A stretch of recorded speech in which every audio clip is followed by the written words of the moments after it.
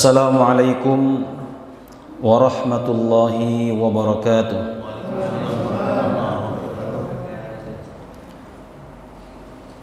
Innal hamdalillah nahmaduhu wa nasta'inuhu wa nastaghfiruh wa natubu ilaihi wa na'udzu billahi min shururi anfusina wa min sayyiati a'malina. Innahu man yahdihillahu fala mudilla lahu wa man yudlil fala hadiyalah. Asyhadu an la ilaha illallah wahdahu la syarikalah wa asyhadu anna Muhammadan abduhu wa rasuluhu wa habibuhu wa safiyyuhu wa khaliluhu. Allahumma salli wa sallim wa barik ala afdalil anbiya'i wal mursalin nabiyyina Muhammadin wa ala alihi wa sahbihi ajma'in. Radina billahi rabba wa bil islami dina wa bi Muhammadin sallallahu alaihi wasallam nabiyya wa rasula. Bapak Ibu jamaah para hadirin sekalian yang saya hormati dan yang saya banggakan, pertama-tama tak lupa kita bersyukur kepada Allah dengan mengucapkan alhamdulillahi rabbil alamin atas segala limpahan rahmat, curahan nikmat yang Allah limpahkan kepada kita, sehingga sampai pada malam hari ini kita semua dalam keadaan sehat walafiat. Mudah-mudahan kita terus diberikan kekuatan, kesehatan, dan dijauhkan dari berbagai macam wabah dan musibah. Kemudian kita bersalawat kepada baginda Rasulullah dengan mengucapkan Allahumma salli ala sayyidina Muhammad, dan kita mengucapkan salam kepada beliau, assalamu alayka ya Rasulullah. Bapak Ibu para hadirin sekalian yang saya hormati dan yang saya banggakan, pada kesempatan yang berbahagia ini kita akan melanjutkan kajian tafsir Al-Quran yang insya Allah pada malam hari ini kita akan membaca surat Al-Humazah. 2 minggu yang lalu kita telah membahas surat Al-Fil, pasukan bergajah yang dipimpin oleh Abrahah. Kita di sana telah menjelaskan kronologi bagaimana pasukan Abrahah ini kok bisa sampai ke Yaman, apa motif penyerangannya ke negeri Makkah, bagaimana keutamaan kakek Nabi Muhammad SAW Abdul Muttalib, bagaimana pula kemudian Allah Subhanahu wa taala membinasakan atau menghancurkan para tentara pasukan bergajah ini. Jadi di antara kelebihan Abrahah itu dia bisa menaklukkan gajah. Jadi kalau pasukan menggunakan gajah itu luar biasa. Ya, selain tunggangannya tinggi, kalau kuda kan biasa gitu, tapi kalau gajah yang besar itu mengerikan, kita bisa dihantamnya sama gajah itu. Tetapi Allah Subhanahu wa taala memiliki cara lain menghancurkan ataupun membinasakan pasukan bergajah ini. Nah, kita akan membahas surat Al-Humazah. Allah Subhanahu wa taala berfirman, a'udzu billahi minasyaitonir rajim. Bismillahirrahmanirrahim. Wailul likulli humazatil lumazah alladzi jama'a malan wa 'addadah yahsabu annama lahu akhladah kalla la yunbadhanna fil hutamah wa ma adraka mal hutamah narullahil muqadatu allati tattali'u 'alal af'idah innaha 'alaihim muqsadah fi 'amadin mumaddadah. Yang artinya, kita bacakan artinya sejenak. Kecelakaan, celaka bagi setiap pengumpat lagi pencela. yang mengumpulkan harta dan menghitung-hitungnya. Dia mengira bahwa hartanya itu dapat mengekalkannya. Kalla, sekali-kali tidak. Sesungguhnya dia benar-benar akan dilemparkan ke dalam hutomah. Dan tahukah kamu apa itu hutomah? Yaitu api yang disediakan Allah, yang dinyalakan, yang membakar sampai ke hati. Sesungguhnya api itu ditutup rapat atas mereka, sedang mereka itu diikat pada tiang-tiang yang panjang. Bapak Ibu berhadirin sekalian yang dihormati oleh Allah Subhanahu wa taala, ini surat yang akan kita bahas. Surat ini berkaitan tentang etika bersosial, bermasyarakat. Di dalam ajaran Islam sungguh tidak hormat orang yang suka mencela, suka menghina, mengijek ataupun mengumpat. Bukan daripada ajaran Islam orang yang suka mencela ataupun menghina. Ini yang seharusnya menjadi karakter, menjadi akhlak seorang yang beriman, yang mengikuti petunjuk Nabi, yang mencintai Nabi. Nabi sallallahu alaihi wasallam beliau bersabda, "Inna dima'akum wa amwalakum wa aradakum haramun alaikum." Sesungguhnya darah kalian, harta kalian dan kehormatan kalian itu haram bagi kalian. Artinya darah seorang yang beriman itu haram untuk ditumpahkan. Ya, tidak boleh menumpahkan darah seorang beriman ataupun bahkan seluruh manusia. Haram bagi manusia menumpahkan darah. Kemudian harta kalian haram, artinya tidak boleh diambil dengan cara yang tidak hak ataupun dengan cara yang tidak benar. Dan kehormatan kalian itu dilindungi, haram bagi kalian ya menghina, menghormati kehormatan orang lain. Nah, maka ayat ini termasuk dalam menjaga kehormatan orang lain.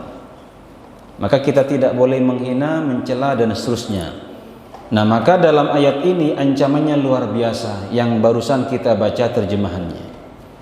Kita akan mentadabburi ayat ini. Surat Al-Humazah itu surat ke-104 dari segi tertib susunan atau urutan surat di dalam Al-Quran. Ayat surat ke-104. Ya, tetapi surat ini surat Makkiyah yang turun, surat ke-31 yang turun kepada Nabi Muhammad SAW setelah surat Al-Qiyamah, ya, dan sebelum surat Al-Mursalat. Nah, jadi surat ini surat Makkiyah, artinya surat ini berkaitan tentang kondisi orang-orang Arab Makkah ketika itu. Sebagian para ulama mengatakan bahwa surat ini turun kepada Umayyah bin Khalaf.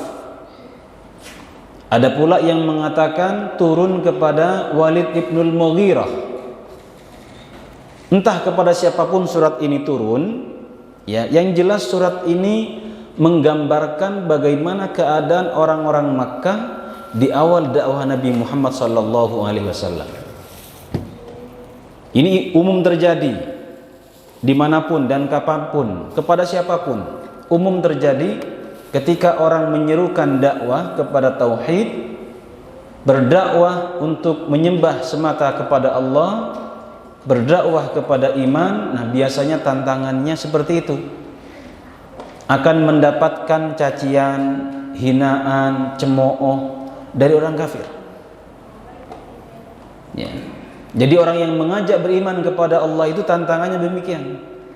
Akan dihina, akan dicaci, akan diejek. Ya, bahkan kalau sekarang yang mencaci, yang mencela, yang menghina bukan orang kafir, kita sendiri. Jadi ada seorang pendai, pendakwah, mubalik yang dicaci, dihina, diejek oleh siapa? Oleh kita orang Islam sendiri. Jadi kalau dulu di zaman Nabi, yang mencaci Nabi, yang mencela Nabi itu orang kafir. Ya, karena apa? Karena Nabi berdakwah kepada mereka. Sekarang ya tetap saja ada orang yang kafir mencela, mengejek ataupun mencaci para pendakwah, para dai yang menyeru kepada Allah. Tetapi juga selain itu tantangannya lebih besar. Orang Islam pun di antara kita banyak yang mencaci, mencela, menghina. Kalau Bapak Ibu aktif melihat perkembangan media sosial, wah itu luar biasa di media sosial itu. Media sosial itu menjadi ajang menumpahkan, mencurahkan segala ketidaksukaan, kebencian, emosi kita dengan sumpah serapah.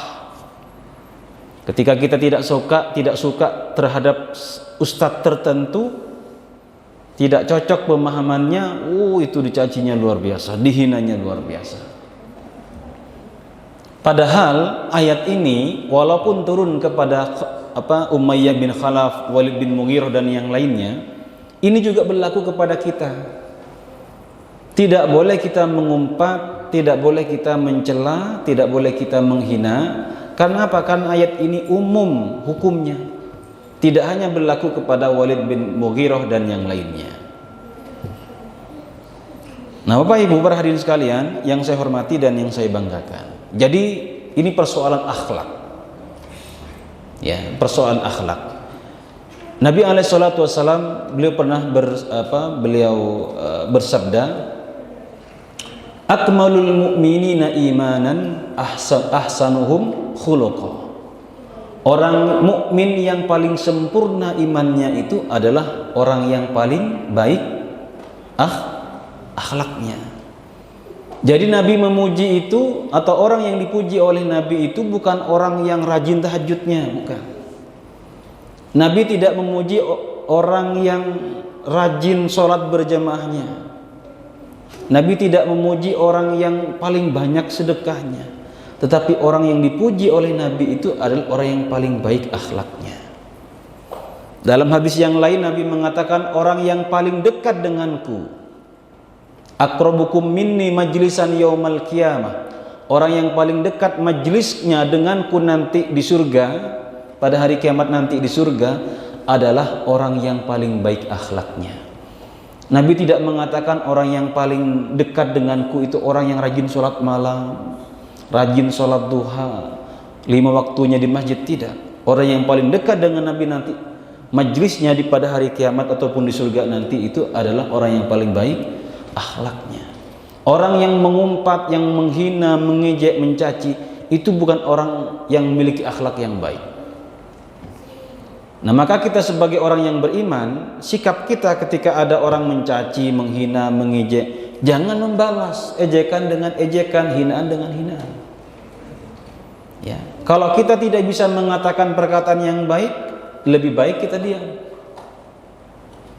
Kalau tidak tahan, tidak sabar, ya tahan-tahan aja. Ya, hadapi dengan sabar kalau ada orang mengejek kita, menghina kita. Orang yang mengejek ataupun menghina itu sebenarnya orang yang lemah. Ya. Orang yang lemah, orang mengejek, menghina itu orang yang lemah. Ya. Orang yang kuat, orang yang bisa menahan ejekan itu. Ya. Tahan, sabar. Ketika ada yang mencaci kita, menghina kita, makanya saya ingat ada quote gitu ya, gambarnya Gus Dur, Allah yarham, semoga Allah merahmati beliau. Kemudian ada tulisan, kurang lebih bahasanya saya tidak hafal persis seperti yang tulisan itu. Orang yang masih sakit hati dengan hinaan atau ejekan orang lain itu manusia amatiran. Artinya masih manusia yang belum sempurna lah akalnya ini. Karena apa? Kalau orang yang sudah sempurna mentalnya, akalnya, itu dengan ejekan, hinaan itu biasa. Nabi kan begitu, manusia sempurna diejek, dihina biasa. Nah, jadi ini karakter. akhlak, maka kita sebagai orang yang mengaku beriman, maka kita menjaga karakter ini, ya, tidak mengejek, tidak menghina. Apalagi dalam ayat ini ancamannya besar. Kita akan mendabburi ayat ini.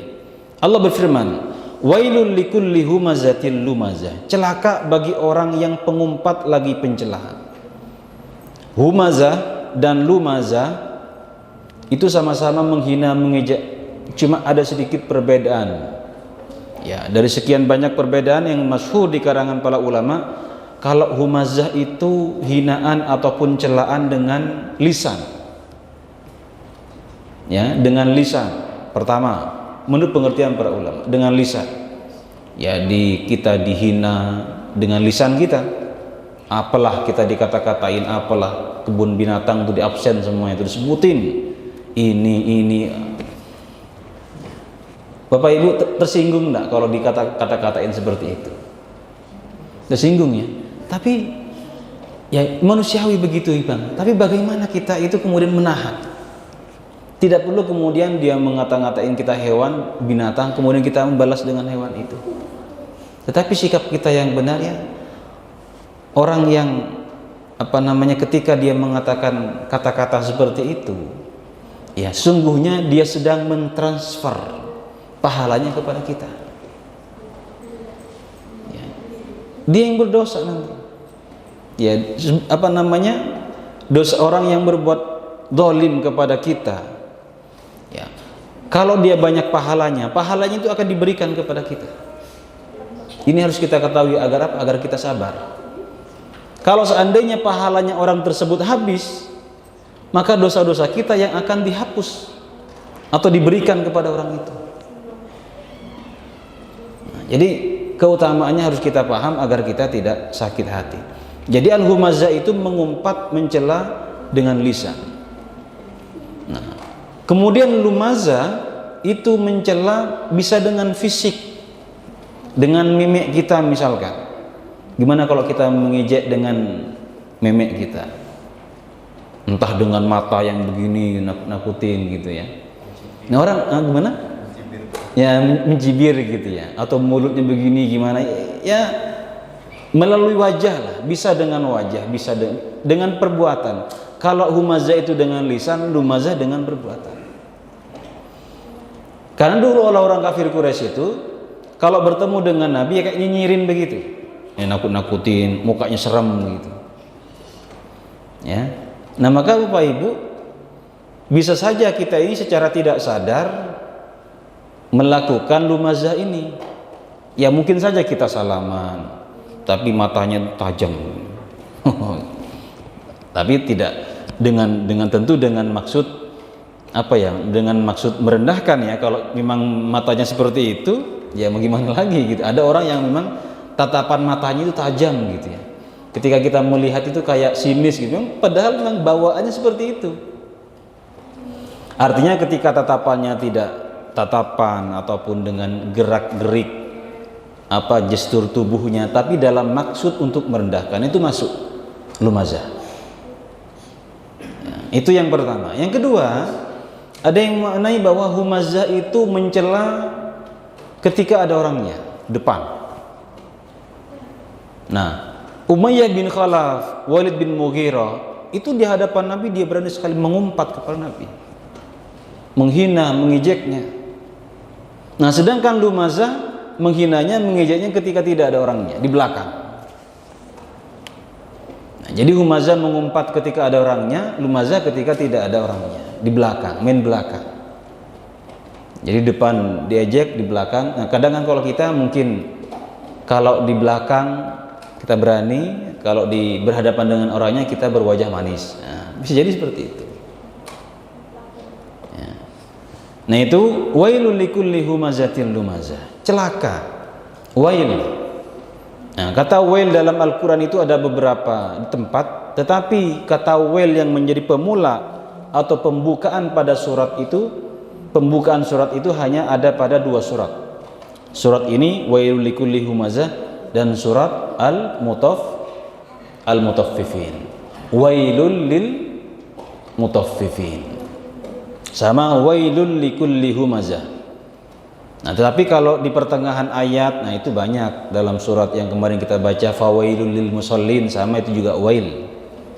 Dalam surat yang lain yang di pertengahan juga ada wail. Nah, tetapi yang menjadi awal permulaan sebuah surat, nah ini hanya di dalam surat Al-Humazah dan wailul lil mutaffifin. Dan kedua-duanya menyangkut soal manusia. Ya, wailul likulli humazah ini menyangkut kita manusia. Ya, menyangkut harga diri, menghormati orang lain. Di dalam surah Al-Mutaffifin, wailul lil mutaffifin juga menyangkut antar kita. Menyangkut apa? Soal perdagangan. Nah, itu termasuk dalam hadis yang tadi disebutkan, inna amwalakum haramun alaikum. Haram harta kita, itu artinya haram tidak boleh diambil dengan cara yang batil. Boleh diambil dengan cara yang hak. Mungkin kita minta zakatnya, minta sedekahnya, itu boleh. Ya. Wailul lil mutaffifin, celaka bagi orang yang curang dalam timbangan. Bapak Ibu yang menjadi penjual, pedagang, lebih baik dilebihkan sedikit daripada kurang. Nah, itu lebih baik. Jangan sampai ketika di toko ditimbangnya 1 kilo, sampai ke rumah ditimbang jadi 7 on. Ada orang begitu, pedagang begitu, jual buah kah, jual apakah. Kenapa kita tidak takut? Hanya mencari keuntungan 10.000, 20.000 barangkali ya. Tapi kita menggadaikan keselamatan kita di akhirat. Celaka bagi orang yang curang dalam timbangan. Ya, yang penjual beras, gula, ini praktek-praktek seperti ini di pasar itu benar-benar dilakukan. Ada. Ya, pokoknya yang menggunakan timbangan lah, tidak mesti sembako atau apapun yang menggunakan timbangan atau yang diukur, yang menggunakan ukuran, tidak menggunakan timbangan seperti misalkan kita mengukur tanah, kan tidak menggunakan tanahnya kan tidak ditimbang gitu ya. Tapi juga berbuat curang itu, zalim itu. Nah, itu terkait, dua surat ini terkait dengan hak sesama manusia. Nah, jadi orang kafir begitu, mereka suka mengumpat Nabi, mencela Nabi, baik dengan ucapan, lisan, ataupun dengan perbuatan, baik di hadapan Nabi ataupun ketika di belakang Nabi. Nah, ini yang paling masyhur, makna humazah dan lumazah. Ya. Kemudian yang kedua, alladzi jama'a malan wa 'addadah. Yang mengumpulkan harta dan menghitung-hitungnya. Jadi mereka orang kafir ini, ya, mereka mengumpulkan harta sebanyak-banyaknya kemudian menghitung-hitungnya. Oh, berarti saya termasuk dong. Saya kan juga menghitung harta. Jadi berbeda antara menghitung dan menghitung-hitungnya. Bapak Ibu dapat gajian cash, nih dihitung, itu kan menghitung berarti. Apakah itu termasuk? Menghitung-hitungnya itu bisa jadi dalam makna segala sesuatu menilai orang diukur ataupun dihitung dengan harta. Jadi melihat orang itu dinilainya dari segi harta. Dilihat, oh itu naiknya apa itu? Oh, naiknya mobil Alphard ya. Jadi segala sesuatu dinilai dengan harta. Bisa jadi makna seperti itu. Ya, atau menghitung-hitungnya dalam arti ya menghitung beneran, menghitung-hitung, terus dihitung-hitung uangnya itu. Kenapa? Karena kalau udah banyak dihitung jadinya kemudian pelit. Nah, masih kurang, ketika dihitung, wah belum sampai ini, belum sampai target, dihitung lagi. Akhirnya menjadi pelit, susah untuk keluar hartanya. Akhirnya berbagai macam cara dilakukan untuk mengumpulkan harta, dan itu kan ada di zaman kita. Ya, mereka berusaha untuk mendapatkan uang sebanyak-banyaknya, tidak peduli soal haram dan halal, yang penting dapat uang. Kan itu zaman kita, Pak ya. Maka kata Nabi, sayati 'alan nasi sanawatun la yubalil mar'u fi ma akhadha. Akan datang satu masa di mana orang itu tidak peduli dengan hartanya dari mana dia mendapatkan. Aminal halal, aminal haram. Apakah harta tersebut halal ataupun haram, dia tidak peduli lagi. Nah, jadi alladzi jama'a malahu addada. Jadi dia mengumpulkan mengumpulkan harta, kemudian dihitung-hitungnya, kemudian dengan menyangka ataupun mengira. Alladzi jama'a malahu addada yahsabu anna malahu akhladah. Kemudian dia mengira ataupun menyangka bahwa hartanya itu akan mengekalkannya. Jadi dia beranggapan ataupun berpikiran kalau dia menjadi orang yang kaya, kalau dia memiliki banyak harta, dia mengira bahwa dia akan hidupnya akan lama.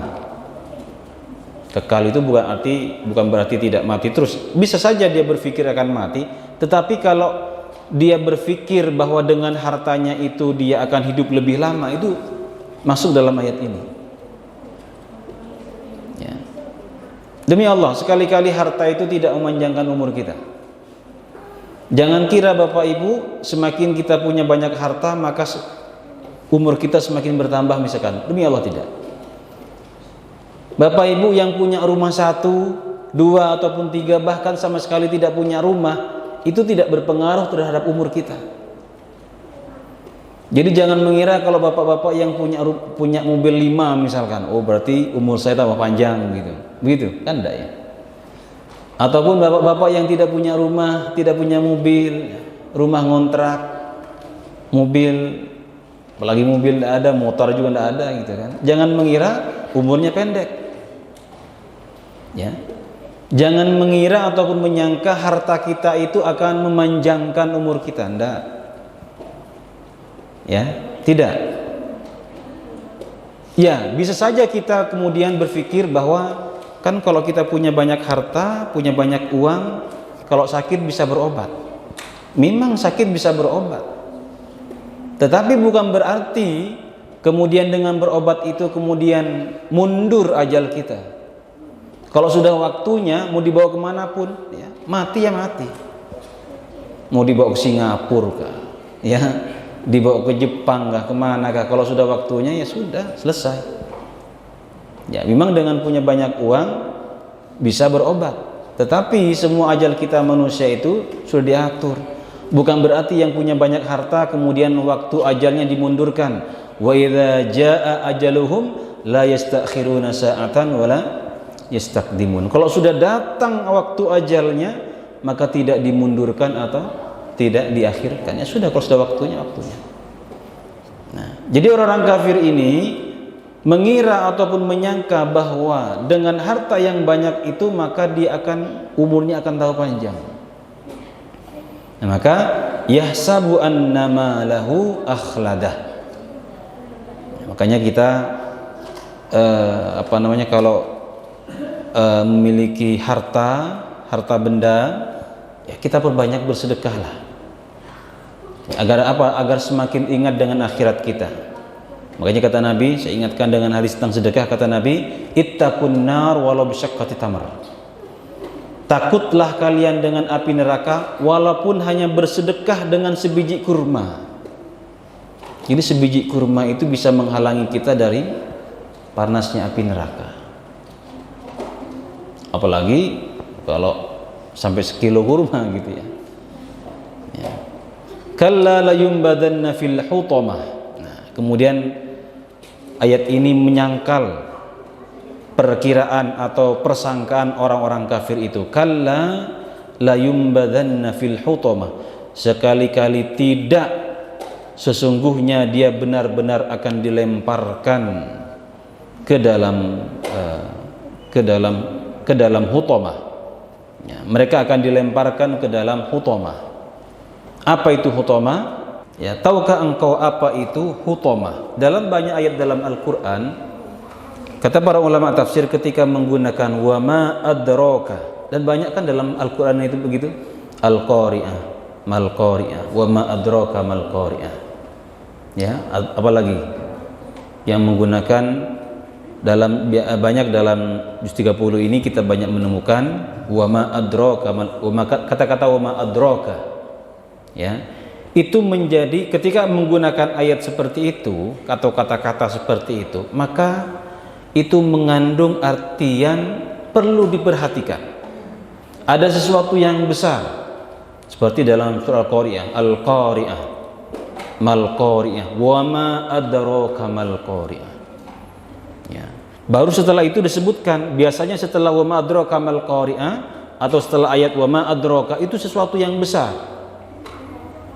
Maka dalam ayat yang selanjutnya itu yauma yakunun nasu kal farashil mabsus. Jadi Al-Qari'ah itu adalah hari ya di mana manusia itu seperti anai-anai. Seperti binatang yang berterbangan di sekitar lampu. Dibayangkan nanti manusia itu berterbangan. Karena apa? Karena bumi ini hancur. Sampai kita itu terangkat. Sampai kita itu ya gimana kalau tanah meledak. Bumi yang kita pijaki ini meledak. Maka kita akan terhampar ke atas. Wa takunul jibalu kal ihnil manfus, dan gunung-gunung seperti kapas, bayangkan. Bapak Ibu pernah lihat kan di videonya itu yang kemarin erupsi itu sudah dahsyatnya luar biasa itu.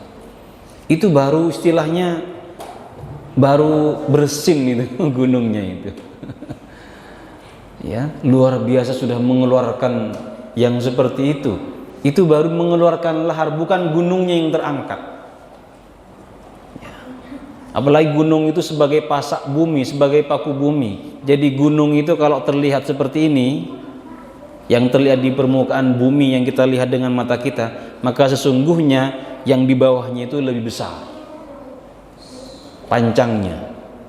Nah, maka bayangan kalau nanti dia kemudian terangkat seperti kapas gunung-gunung itu menggambarkan tentang Al-Qari'ah. Maka Al-Qari'ah itu adalah hari kiamat. Maka setelah kata wa ma adraka itu biasanya sesuatu yang dahsyat. Nah, termasuk pada ayat yang kita baca ini, wa ma adraka mal hutamah narullahil muqadah. Ya. Apa itu hutamah? Yaitu api yang disediakan, api yang menyala yang disediakan oleh Allah Subhanahu wa taala. Ini bukan sekedar api, ya. Allati tattali'u 'alal afidah. Bukan sekedar api ini, tapi api yang luar biasa dahsyatnya. Apa itu? Yang membakar sampai ke hati. Kalau tentang siksaan api neraka itu kan, ya, Allah menggambarkan tentang siksa api neraka itu kan ketika orang dibakar, manusia dibakar, maka kulit akan terbakar. Kullama nadijat juluduhum baddalnahum juludan ghairaha. Dibakar sampai kulitnya habis. Ketika kulitnya habis, kemudian diganti lagi kulit yang baru. Ya. Ketika kulitnya habis, diganti lagi kulit yang baru. Jadi akan terus menerus kita akan merasakan sakit, panas. Ya kalau kita dibakar seperti kita bakar sampah gitu, dilempar habis selesai, gitu. Enak. Ya kan?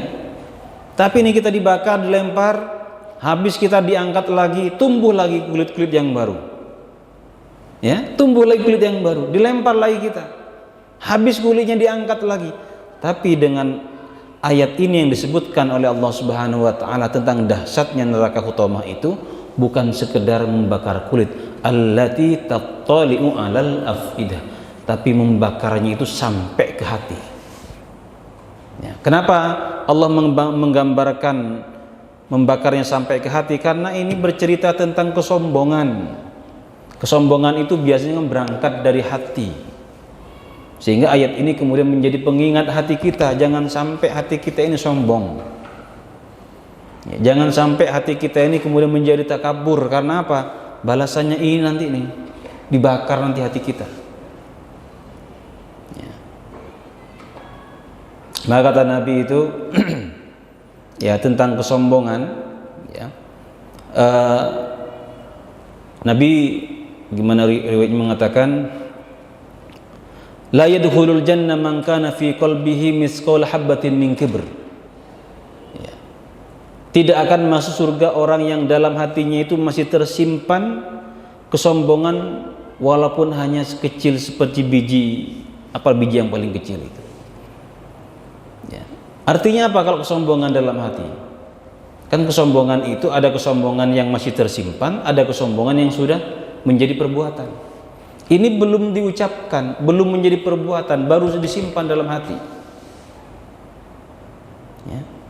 Itu tidak akan masuk surga orang yang tersimpan dalam pikirannya ataupun dalam hatinya kesombongan. Ya, apalagi kalau menjadi perbuatan ataupun tindakan. Ya. Allati tattali'u 'alal afidah innaha 'alaihim muqsadah. Kemudian sesungguhnya api itu ditutup rapat atas mereka, luar biasa. Sudah dibakar, dipanggang, ya, kemudian ditutup, ya kayak kita bakar masak apa itu, masak gulai, masak rendangan, ditutup ya, di tengah panas ya, sampai dagingnya empuk. Nah, itu ayat ini menggambarkan tentang kondisi neraka. Bagi orang yang beriman tentu kita akan ketika melihat ayat ini sesuatu yang mengerikan, karena kita percaya adanya neraka, adanya surga. Tapi bagi orang yang tidak beriman, ya dianggap ini sebagai dongeng saja, nakut-nakutin ya. Padahal ini bukan menakut-nakuti, tapi ini adalah peringatan. Kalau nakut-nakuti kan dengan sesuatu yang tidak ada, tapi ini peringatan karena ini benar-benar ada. Bapak Ibu berhadirin sekalian yang saya hormati dan yang saya banggakan, kesimpulannya ya kita harus menjaga akhlak perangai kita. Ya, hindari kebiasaan menghina, mengejek, mengumpat, mencela, baik dalam interaksi nyata di masyarakat kita ataupun interaksi di dunia maya. Ya, ketika menggunakan media sosial, ya, menjaga omongan kita. Kalau bapak tidak menggunakan media sosial, alhamdulillah, berarti bapak orang yang dilindungi Allah. Kalau tidak menggunakan media sosial, ya, kalau tidak, ya, tapi rata-rata kita ada, tapi ada saja yang tidak menggunakan, karena luar biasa. Ya, kadang ketika melihat sesuatu yang tidak kita sukai, sudah tahan-tahan ini, tidak mau komentar, akhirnya komentar juga, komentarnya tidak baik. Ya, makanya kadang kalau saya ingin mengomentari sesuatu itu tidak langsung saya kirim, tak pikir dulu gitu kan, tak biarkan 5 menit. Kalau hati sudah tenang dan ternyata keputusannya jangan kirim, tidak jadi saya kirim, berarti tidak baik nih. Nah, begitu. Jangan kalau kita lagi emosi tulis, meluapkan semuanya baru send kirim. Nah, setelah dikirim menyesal. Makanya tulis dulu, biarkan. Nah, kalau hati sudah agak tenang, baca lagi, oh kurang tepat ini kayaknya, tidak usahlah. Nah, begitu, dikoreksi dulu kan. Jadi ketika ingin mengomentari sesuatu, berkatalah perkataan yang baik. Kalau tidak bisa berkata yang baik, lebih baik diam. Ya. Terima kasih atas perhatiannya. Ya, mudah-mudahan kita terhindar dari sifat seperti ini, dan mudah-mudahan terhindar juga ataupun dijauhkan dari neraka hutamah. Itu saja barangkali yang bisa saya sampaikan. Mohon maaf kalau ada kesalahan, dan barangkali ada yang disampaikan Pak Ibu. Bapak lah, ibu-ibunya di luar diwakili Bapak. Ada yang disampaikan, saya persilahkan. Sudah masuk isya ini Pak ya? Masuk isya ini sudah? Oh belum ya? Silakan kalau ada yang disampaikan. Jadi ini apa dari suara itu Pak? Yang di luar. Oh yang di luar. Di luar ada bunyinya. Oh, kena prank berarti gitu. Silakan kalau disampaikan apa Ibu?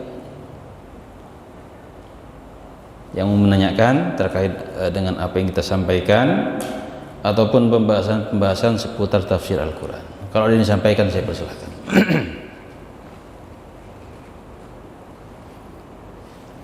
Silakan kalau ada. Silakan. Masalah membakar, utamanya membakar sampai ke hati, itu secara kiasan apa yang benar-benar nanti terjadinya seperti itu ya? Kadang kan susah untuk berpikir itu. Baik. Ketika saya membaca tafsiran ini dari beberapa kitab tafsir yang saya baca, memang mereka memaknainya ya artinya membakar hangus sampai ke hati. Tetapi kalau kita mentadabburi ayat ini secara lebih daripada sekedar teks, artinya kita keluar dari teksnya, bahwa hati Allah menggunakan terbakar sampai ke hati itu seperti tadi yang saya sampaikan, karena hati itu sumber dari segala kebaikan dan keburukan. Ya, jadi kita baik karena hati kita baik, kita buruk karena hati kita buruk.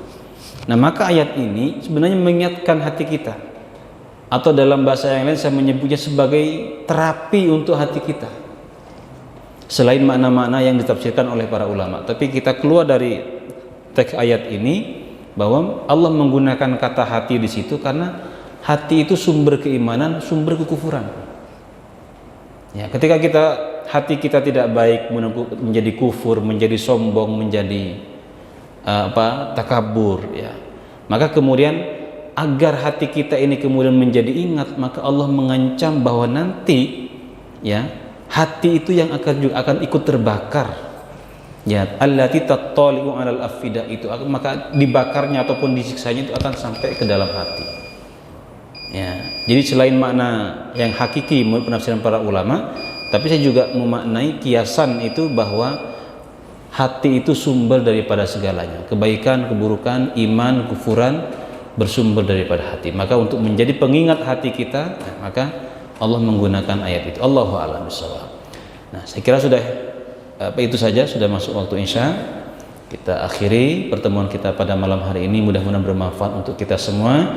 Intinya mudah-mudahan ini merubah perilaku kita yang sebelumnya barangkali suka menghina, suka mengejek, mencela. Mudah-mudahan tidak lagi kita menjadi pribadi yang demikian. Hadanallahu wa iyyakum ajma'in. Wassalamualaikum warahmatullahi wabarakatuh.